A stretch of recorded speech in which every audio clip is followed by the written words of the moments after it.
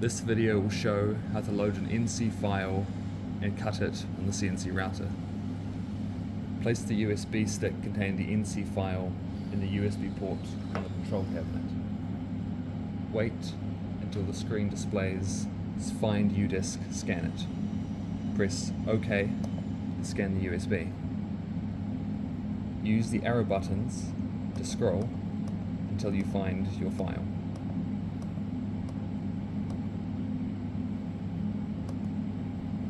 Press OK, and a tick will appear next to the file.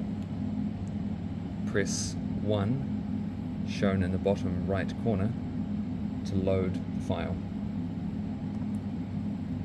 It is now loaded into the machine, ready to be run. Press the green Start button to begin running the program. Press the orange Pause button to hold the program.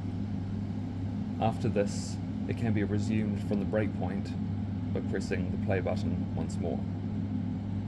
Press the red Stop button to completely stop the program. It must be restarted from the beginning after this has been pressed. Here we will demonstrate running the NC file.